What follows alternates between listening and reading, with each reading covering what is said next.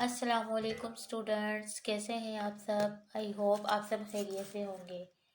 आज हम matric class की केमिस्ट्री का इम्पोर्टेंट टॉपिक्स पढ़ेंगे। दिस इज़ पैरामीटर्स, जिसमें हम एरर्स, एक्यूरेसी और प्रिसिशन की बात करेंगे कि हमारे पास ये चीज़ें हैं क्या और पैरामीटर्स होते किस लिए हैं।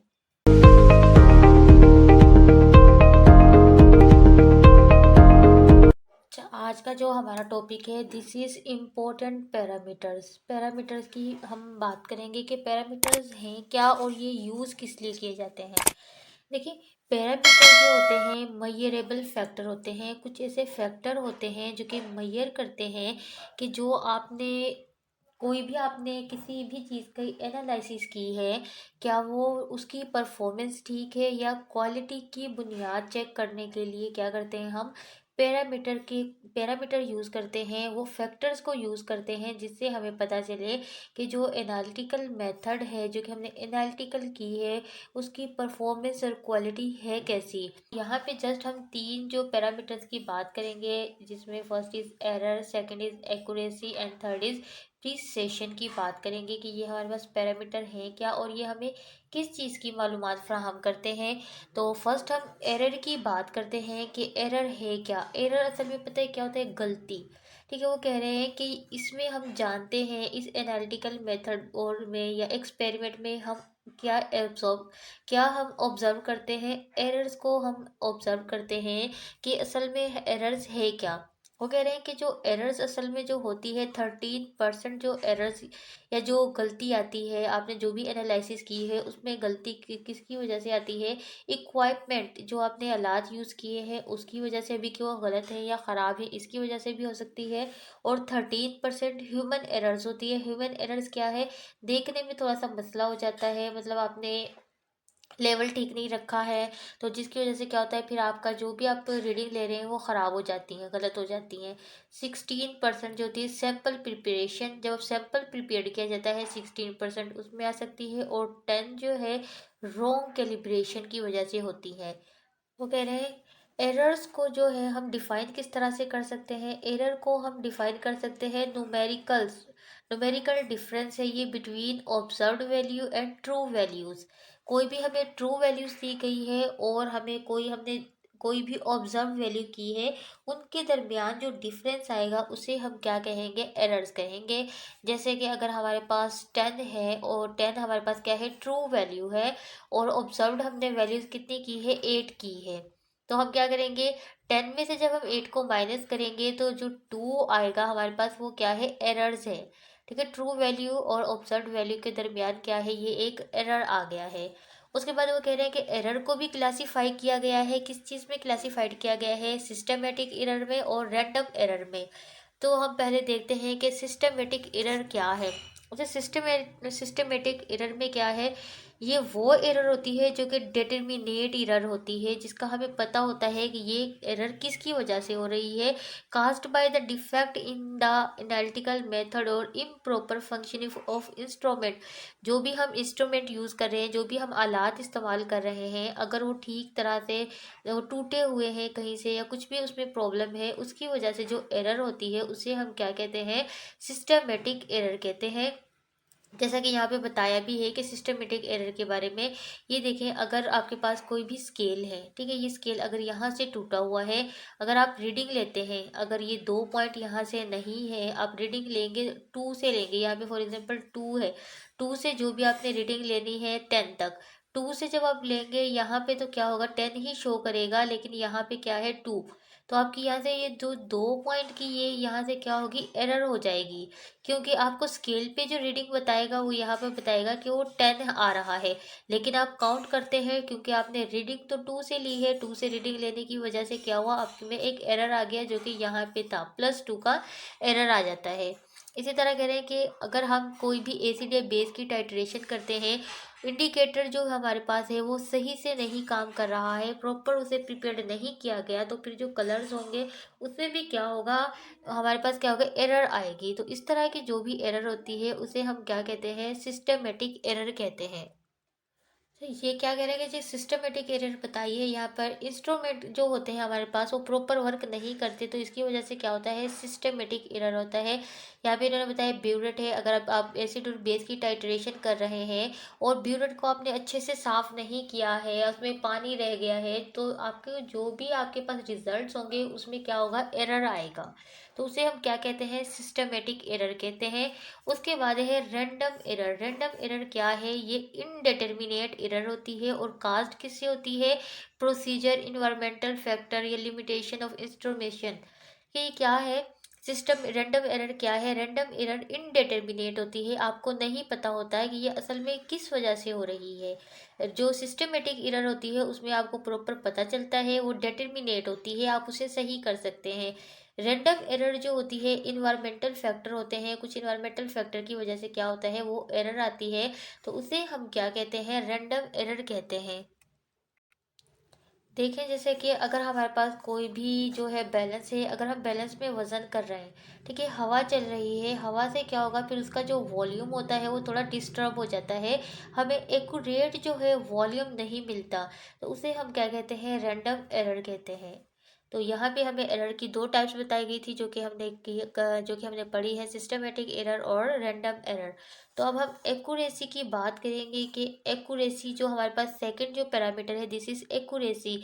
एक्यूरेसी क्या है, एक्यूरेसी जो होती है एनालिटिकल मेथड में closeness of obtained value to the true value of a sample. वो कह रहे हैं एक्यूरेसी क्या होती है, कोई आपको ट्रू वैल्यू बताई गई है, नाउन वैल्यूज बता दी गई है किसी भी चीज़ की, किसी भी सैंपल की, कि आपके पास क्या है, वो 10 है, ठीक है, और आपने जो एब्जॉर्ब्ड वैल्यूज की हैं वो 9 के करीब है या 9.8 आ रही है, तो वो क्या है, एक्यूरेसी है। इट्स मीन्स के जो आपने ऑब्जर्व्ड वैल्यू की है और जो नॉन वैल्यूज है वो बहुत क्लोज है एक दूसरे के, ठीक है, तो उसे हम क्या कहते हैं, एक्यूरेसी कहते हैं। फॉर एग्जाम्पल के तौर पे इन्होंने बताया है, अगर आपके पास किसी भी सैंपल का वेट 2.5 mg ग्राम है, बट एक्चुअल वेट है इसका कितना है, 10 mg है, ठीक है, जो आपको एक्चुअल वेट ऑब्जर्व्ड वैल्यू जो वेट बताया गया है वो कितना है, 10 mg है, तो इट्स मीन्स जो मेजरमेंट है इज नॉट एक्यूरेट, एक्यूरेट नहीं है, क्योंकि जो आपको वेट बताया गया है जो आपको वो है 2.5 mg, ठीक है, और जो आपने एक्चुअल वेट मालूम किया है या ऑब्जर्व्ड वेट मालूम किया है वो है 10 mg। यहाँ पे देखिए कितना डिफरेंस है, अगर यहाँ पे होता 2.4 या होता 2.6 तो वो क्या होता, इसके करीब होता, क्लोजनेस होती इसके वेट में, तो वो क्या होती, एक्यूरेसी होती, बट ये इससे बहुत ज़्यादा डिफरेंस में है मेजरमेंट में, तो ये क्या है, इज़ नॉट एक्यूरेट। एक्यूरेसी जो है मालूम करना सबसे मुश्किल पैरामीटर होता है। आप एक्यूरेसी मालूम करें कि क्या आपके पास ये जो सैंपल दिया गया है जिसका वेट है, नाउन वेट है, और आप जब ऑब्जर्व वेट करते हैं क्या वो ये एक्यूरेट है या नहीं है, ये जो एक्यूरेसी का पैरामीटर होता है ये थोड़ा टफ पैरामीटर होता है, ठीक है, इसे मालूम करना थोड़ा मुश्किल होता है। अच्छा, उसके बाद है प्रीसेशन। प्रीसेशन क्या होता है, अगर कोई भी वैल्यूज़ बार बार रिपीट होती है, रिप्लिकेट होती है मेजरमेंट में, तो उसे हम क्या कहते हैं, प्रीसेशन कहते हैं। तो प्रीसेशन को इन्होंने डिफाइन भी ऐसे ही किया है, the degree of arrangement, arrangement की डिग्री है between replicate measurement of the same quantity, same quantity की जो वैल्यूज़ रिप्लिकेट होती हैं उसे हम क्या कहते हैं, प्रीसेशन कहते हैं। अच्छा, यहाँ पे बताया है कि इसको हम क्या कहते हैं, डिग्री ऑफ एक्सटेक्टनेस भी कह सकते हैं, ठीक है, इसे डिग्री ऑफ एक्सटेक्टनेस कह सकते हैं, मतलब ये बार बार रिपीट होती है वैल्यूज़। यहाँ पे हम एग्जाम्पल में समझेंगे कि प्रीसेशन है क्या हमारे पास। यहाँ पे देखिए बताया है कि मेजरमेंट प्री साइज, कोई भी मेजरमेंट प्री साइज भी हो सकती है but not accurate. Pre size हो सकती है लेकिन ये ज़रूरी नहीं है कि वो एक्यूरेट हो, मतलब ये कि प्री साइज मतलब वो रिपीट तो हो सकती है लेकिन ज़रूरी नहीं है कि वो एक्यूरेट ही हो। एक्यूरेट हो सकती है but not pre size, accurate दुरुस्त तो हो सकती है लेकिन ज़रूरी नहीं है कि वो प्री साइज भी हो, रिपीट भी हो। नाइदर और बोथ, मतलब दोनों प्री साइज भी हो सकती है और हमारे पास एक्यूरेट भी हो सकती है, और ऐसा भी हो सकता है कि वो प्री साइज भी ना हो और एक्यूरेट भी ना हो, ठीक है। यहाँ पे देखिए आपको बताया हुआ है कि 4 स्टूडेंट है, एक्सपेरिमेंट परफॉर्म कर रहे हैं डेंसिटी ऑफ एल्यूमिनियम। एल्यूमिनियम की जो डेंसिटी बताई गई है वो है 2.7 ग्राम्स मिलीलीटर, ठीक है, और 4 स्टूडेंट हैं जो कि ये एक्सपेरिमेंट परफॉर्म कर रहे हैं। अच्छा, यहाँ पे देखिए फर्स्ट स्टूडेंट है, वो कह रहे हैं फर्स्ट स्टूडेंट ने जो रीडिंग है उसकी है 2.924, 2.934, 2.923, 2.925, 2.926। अच्छा, ये प्री साइज है। प्री साइज कैसे है, देखिए ये जो इसमें वैल्यूज है वो रिपीट हो रही है। 9.2, 9.2, 9.2, 9.2, और यहाँ पे 2 ही है। ठीक है, ये प्री साइज तो है बट एक्यूरेट नहीं है। एक्यूरेट क्यों नहीं है, देखें यहाँ पे जो एल्यूमिनियम की डेंसिटी है वो है 2.7, और यहाँ पे देखें 2.9, तो ये ज़्यादा हो रहा है, एक्यूरेट नहीं है। मतलब ये इस वैल्यूज़ के क्लोज नहीं है, बट क्या है, प्री साइज है। प्री साइज क्यों है, क्योंकि ये रिपीट हो रही है वैल्यूज़। अगर हम सेकेंड स्टूडेंट की बात करते हैं, इसमें देखें 2.31, 2.527, 2.941, 2.136, नोट प्रिसाइज, नोट एक्यूरेट। देखिए इसमें वैल्यूज कोई भी रिपीट नहीं हो रही। 2 तो है लेकिन पॉइंट के बाद कोई भी वैल्यूज क्या हो रही है, रिपीट नहीं हो रही। और एक्यूरेट तो है भी नहीं, क्योंकि 2 ये है हमारे पास 2.7, और ये सारे क्या है, 2.3 है, ये भी बहुत यहाँ से नीचे है, और 2.5 ये भी कम, ये ज़्यादा, ये कम। तो ये प्री साइज भी नहीं है और एक्यूरेट भी नहीं है।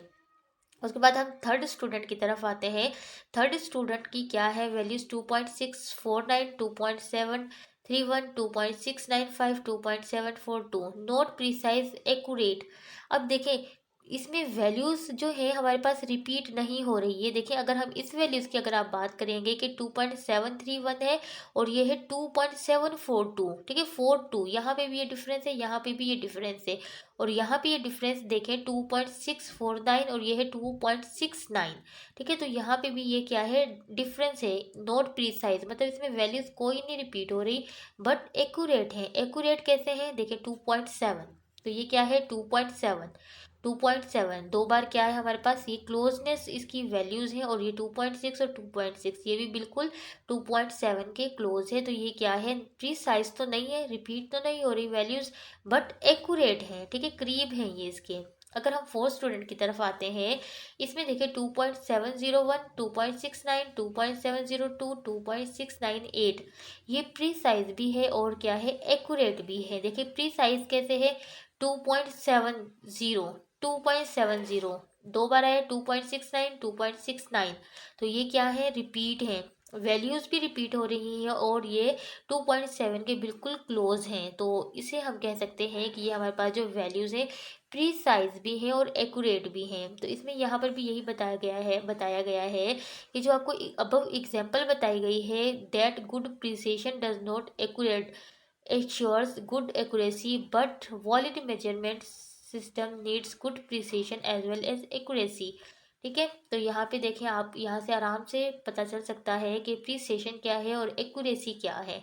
ठीक है, तो यहाँ से इस एग्जांपल से आई होप आपको इस एग्जांपल से अच्छे से समझ आ गया होगा कि आपके पास एक्यूरेसी क्या है और प्रिसिशन क्या है। ये आज का ये हमारा टॉपिक था अबाउट पैरामीटर्स। आई होप आपको ये वीडियो समझ आ गई होगी। अगर इससे रिलेटेड कोई भी क्वेश्चन है तो आप मुझे कमेंट्स बॉक्स में कमेंट करके पूछ सकते हैं। अगर आपको मेरी वीडियो अच्छी लगी है तो मेरी वीडियो को लाइक करें, शेयर करें, और अगर मेरे चैनल पे न्यू है तो मेरे चैनल को सब्सक्राइब करें और बेल आइकन के बटन को लास्ट में प्रेस करें ताकि आपको आने वाली हर नई वीडियो का नोटिफिकेशन मिल सके।